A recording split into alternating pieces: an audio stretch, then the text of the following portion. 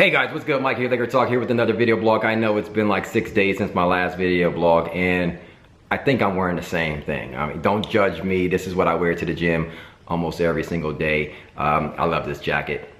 And yes, I do rock Under Armour and Nike. I don't care unless you pay me to wear, whatever, I'll wear it. But, if I feel like wearing it, I'll wear it. Look, this is Under Armour and Nike.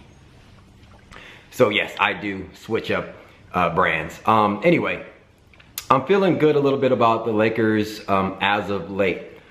Meaning, sometimes I just don't feel like talking about the Lakers, right? Just feel like going on with my life and being a dad and doing my normal and busy stuff, day-to-day stuff.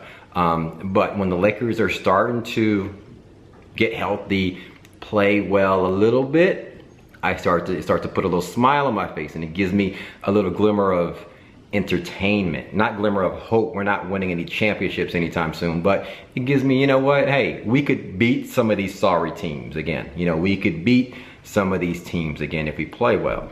And that's where we are today. I think it's been 4 games since my last video. We lost to Toronto. We beat Memphis Grizzlies. We went to Portland, played decent, but we lost that game. And then last night we came home and we beat Miami pretty handedly. Over the last several games, Nick Young has been shooting the lights out. I wanted to talk about him in a sense that, Mitch Kupchak talked about, he came out in an interview the other day saying that it's not likely that any trades are on the table. And so, you keep hearing me talking about Nick Young. We need to trade him. His value is high. He's going, we need to trade him while he's high. Somebody brought up a good point that teams are going to be reluctant to give us any value in return for Nick Young. So it's likely that he's not going anywhere, right? Because he has an option for next year. He's going to opt out of that. With the new CBA, he's going to look to cash in on a new deal, right? So essentially, the Lakers are renting him right now for the remainder of the season, and he's going to cash in on his last deal of his career. That's just the way things are. And whether he goes anywhere, whether we trade him or whatnot, a team are going to know that and be like, hey, we're not going to give it too much value because we're going to be renting him anyway, and he's going to be an unrestricted free agent at the end of the year when he does opt out. So we might have to stick with Nick Young. But Nick Young has been shooting the ball well, but I want to talk about him. D'Angelo's been playing well of late also. And Brandon Ingram kind of had like a nice breakout game yesterday. But let me just talk about D'Angelo Russell for a little bit. A lot of times when I'm tweeting, I'll say D'Angelo Russell's looking good. Like when we played Portland, he was posting up. And over the last several games, he's been actually taking the ball to the closer to the rim and not relying on his shot. His shot hasn't been falling last couple games. He had a great game shooting wise against the Grizzlies. Shot all 3-pointers. Somebody probably told him, man, get closer to the rim.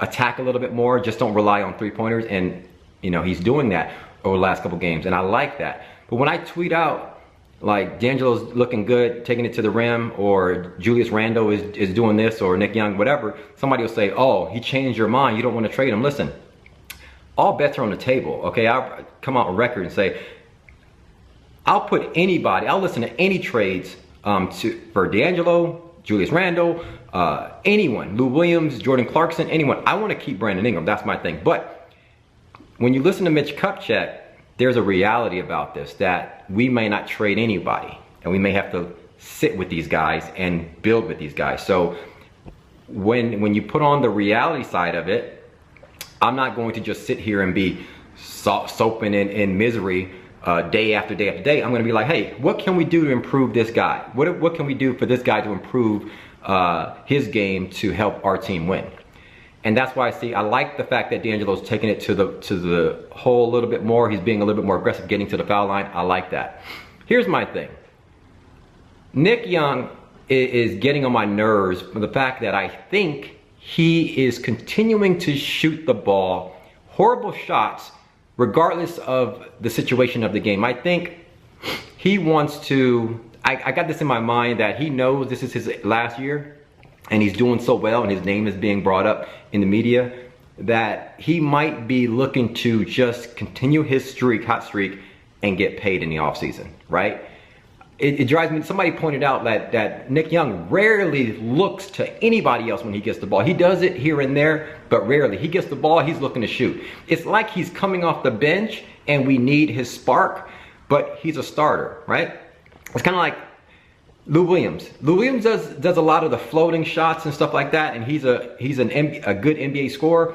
But when he comes off the bench, that's his role, right? To just go and shoot. But you notice when Lou Williams starts, we get on him for doing this exact same thing, right? Off the tip. We don't want him running, shooting 3-point shots off the, off the tip, open and tip, right? But if you're coming off the bench and we need that spark, that's okay, right? But Nick Young is doing that. He comes off a pick, we're running plays for him, he's shooting these, these fadeaway, terrible contested shots. And sometimes it gets us into trouble. So I think maybe he should go back to the bench, as well as he's been shooting. Put him back on the bench, start Brandon Ingram at the 2, and play D'Angelo Russell off the ball a lot more, Or let Russell attack, but then also switch up and play, set up plays for D'Angelo to come off and allow him to get more comfortable shooting threes, but then also don't just rely on threes wholeheartedly. But I'm saying take some of Nick Young's shots and give it to D'Angelo by starting Brandon Ingram. And Brandon Ingram is looking really good. Like yesterday, attacking, aggressive, and all that stuff. I love his basketball IQ, dishing the ball out. Brandon Ingram's IQ is really impressive to me. So I like D'Angelo, Brandon Ingram. Luol Deng is playing well of late.